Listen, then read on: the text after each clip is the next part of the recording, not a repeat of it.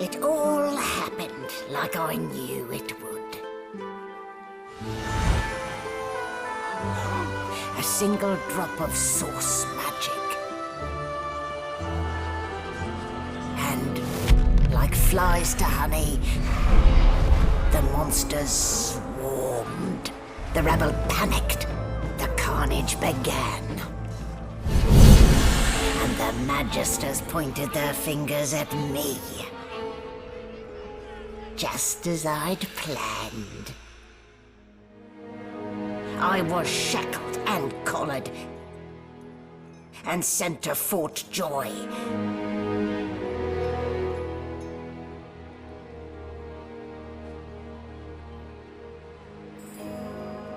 I'd come here to kill Godwoken.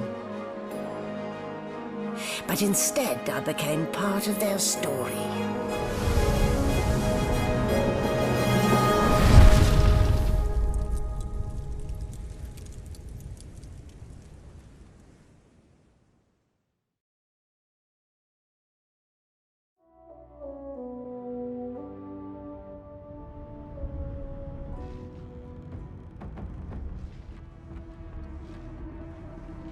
So, still a bit groggy, are we? Don't worry. Easy now. No need to hurry. Get your bearings and...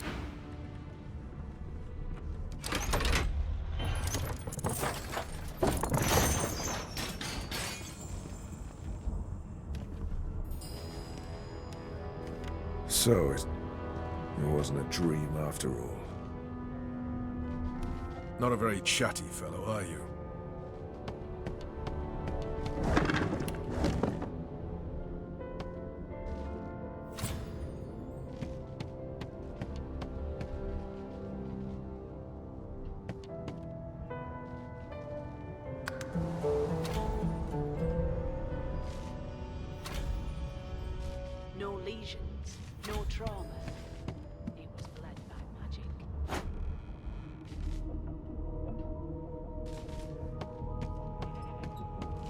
why you're looking a bit more chipper.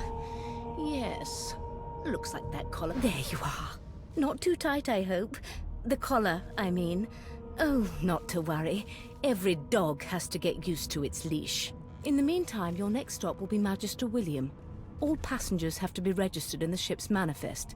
You'll find him on the other side of this deck, in the officers' quarters.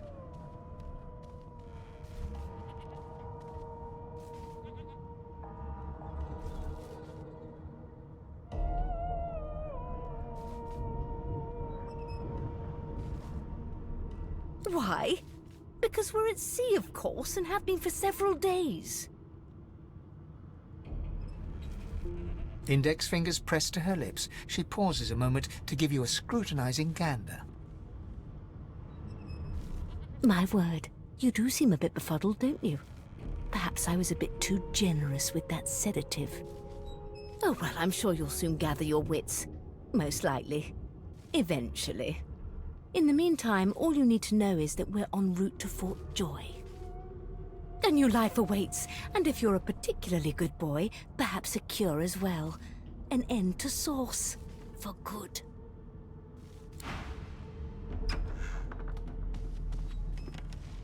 Good gods. There's been a murder here.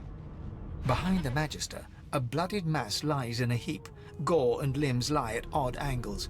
You can't make out a face amid them. There's been a murder. A sorcerer was killed by one of your own. Lucky you were busy getting your collar fitted at the time, or you'd be a suspect like the rest of Waters is investigating.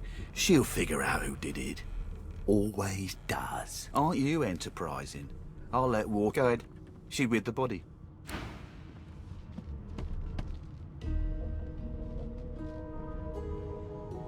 Ugly sight, isn't it? Burns me up this happened under our protection. We're extremely lucky no Voidwalker followed the source that did this.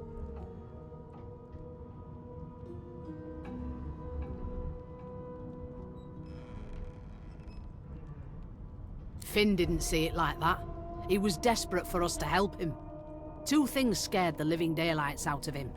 His own shadow and his own source. We'll find out who did this. Speaking of... She looks up at you with a mirthless smile. I was on duty in your room when the murder happened. You were asleep the whole time. You're one of the only indisputably innocent people on the ship. Unless you can commit murder in your sleep, of course.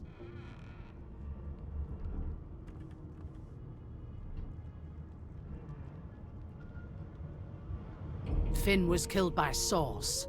If a Magister could do that, there wouldn't be a Magister. It looks more like a passenger managed to slip their collar. And the rest, well, you see the evidence in front of you. Listen, I could use someone to keep their ears open among the passengers. Sometimes they clam up in front of a uniform. Bring me a good lead, and I'll throw in a shiny gold coin for you. How about that?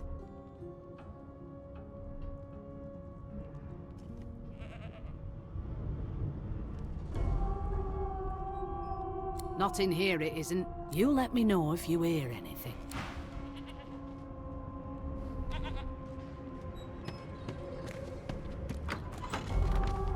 Why won't you sing? That's enough now. Ah, there you are. Husband. Would you please tell this very charming gaggle of not-at-all brat-like babes that I am by no accounts this Losa woman, nor do I sing, in fact. I'm deathly, deathly allergical. One of us will kill our own. They're picking us off one by one. Can we just skip to the part where I reassure you and you shut up?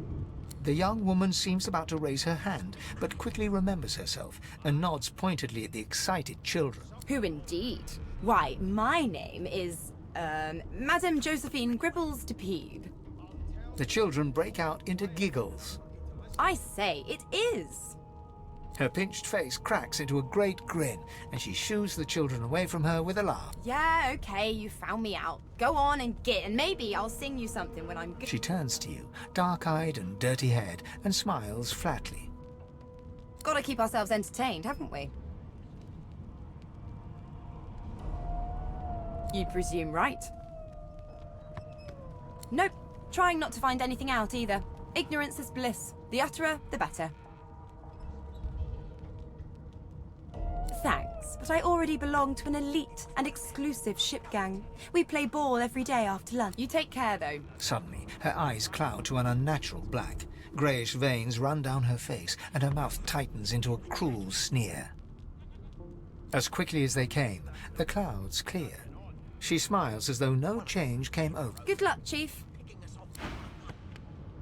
Can we just skip to the part where I reassure you and you shut up? You think me mad? Mad? Insufferable, surely. Name? What are you trying to hear anyway? Well, you aren't here on my list. Tell you, keep it quiet long enough for me to listen. A broad dwarf sits totally upright on the bench, eyes closed, palms face up. He raises an eyebrow as you approach, but doesn't open his eyes. Listen up, boy. You hear that? His eyes snap open. He looks at you and... Murder? Ah, that's what they were going on and on about. I wouldn't know anything about... I kill a man. He knows who done it. His daddy knows who done it. And the mayor knows who... His eyes flutter shut, and he assumes his... Whether they catch me is another matter. But I ain't one to hide my accomplishments.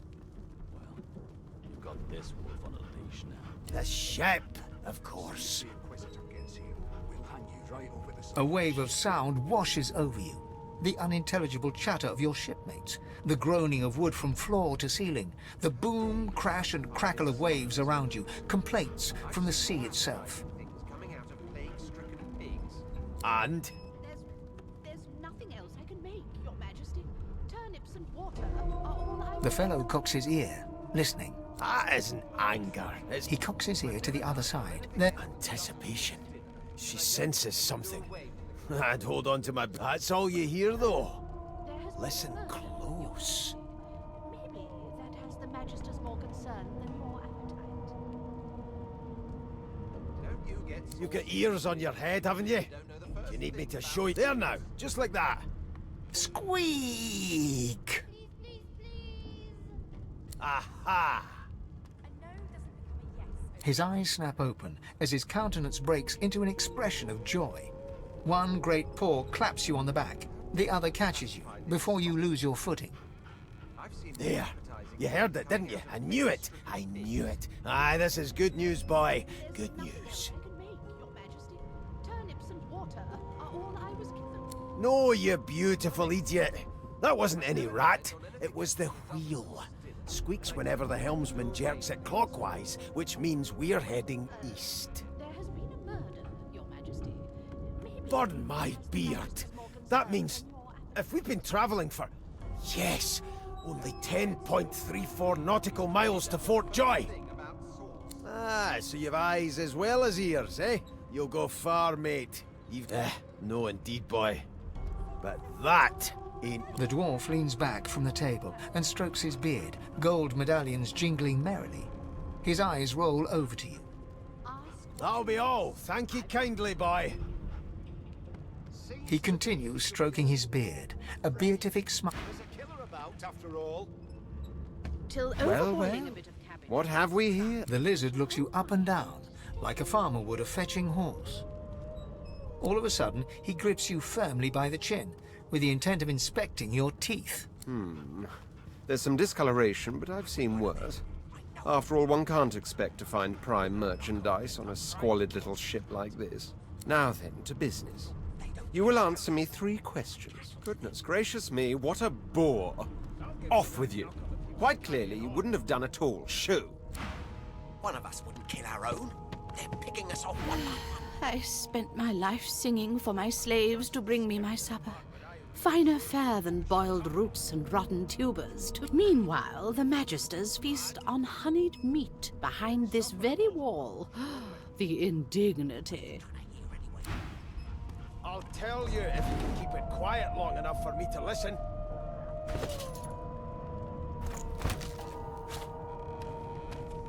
Never thought you'd end up a prison guard, Vic. That right. I always knew you'd turn out rotten. I'm busy watching for clues, sorcerer. Go take your sub-story somewhere else. A scruffy man lounges against the wall with scarred arms folded, a sly smile playing on his face. Watch your back, new fish. There's a murderer on board, and I'd bet 3 months' pay it's this tramp Ifan. Rolling his eyes at the Magister's warning, the man named Ifan beckons again. He leans in and adjusts your collar with a sharp tug, balancing its weight so it no longer presses unpleasantly on your neck. Pinches less that way, right? Hocking a phlegmy gobbet in your general direction, the sullen Magister settles back to his task of glowering at Ifan. And now, you. We used to know each other, more's the pity. I was his commander many, many, many moons ago. Isn't that right, Vic? Standing far back from Ifan, the tight-faced Magister draws one finger across his throat in an elaborate fashion, but says nothing. Ifan grins, flashing pointed white teeth. Same as he was at 14 years old. Only difference is somebody gave him a bigger sword and now he's Johnny Big Pants.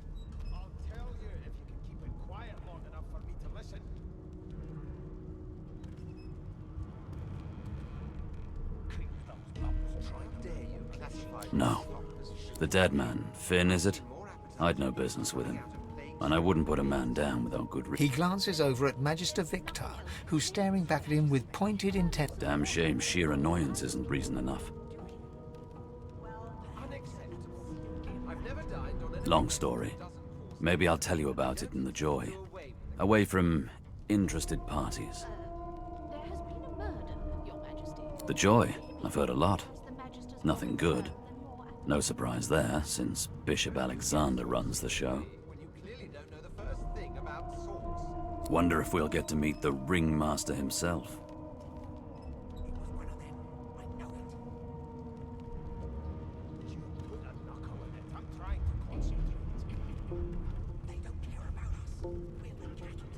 Not eager to bow before the great Bishop Alexander, son of the divine himself. My sentiments exactly. But Vic here... What are you conspiring about over there? You? What? Oh, don't mind him. Vic's just got a bee in his bonnet. Name? Magister Victor looks at you suspiciously, then scrawls something illegible down in a tiny notebook. He's away with you, at once. Ifan performs an elaborate pantomime of keeping quiet, one finger in front of his lips as he leans back against the wall.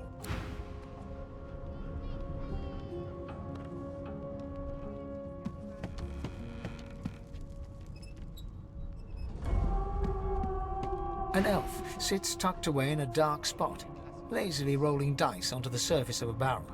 They sound like the dry cackling of an old witch. Snake eyes. She chuckles. I bet that's just what they'll look like. Rolling dice, deciding fates.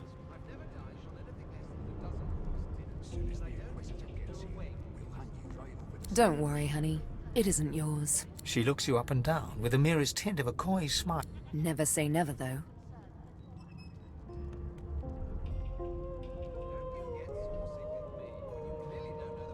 She smiles contemptuously. Just a kitten in a corner. It was one of them. I know it. Would you put a knuckle in it? I'm trying to concentrate. You one of them? A divine order loyal? They killed a soul.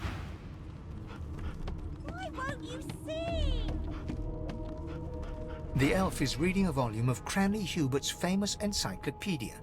He looks up, his big round eyes scatter. He reaches out and takes your hand, turning it this way and that, examining it from every angle.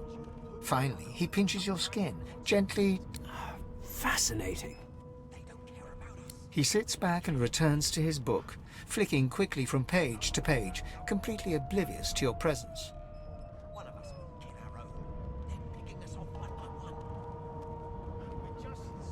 Ah, yes. The night. My name is Fane. I am a scholar from... Well, it is pleasurable to meet you.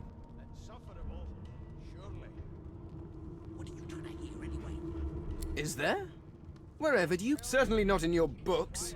I have been reading this one for several minutes, and I have yet to find a single insight into the mysteries of the universe. It is simultaneously too detailed and insufficient. I know the beginning of... Tell me, what do you know of our world's history?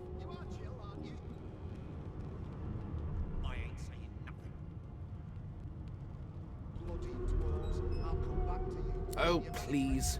I have no interest in that. No. I want to know about the This text tells me that they created all creatures. Where did these gods come from? Who are their people? Where are the others of their kind? They don't care about us.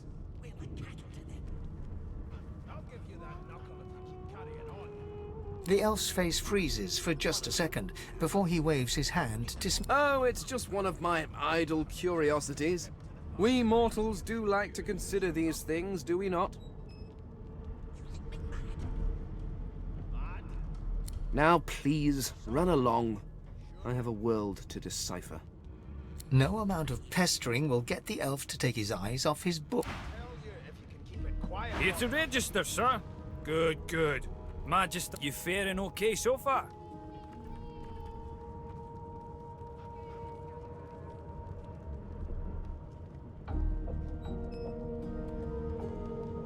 Of course I do. Seems Voidwalk can dog your heels like a shadow. That's no way to live, is it? You'll see. But you head on in now. But Your kind always have closest term to mine.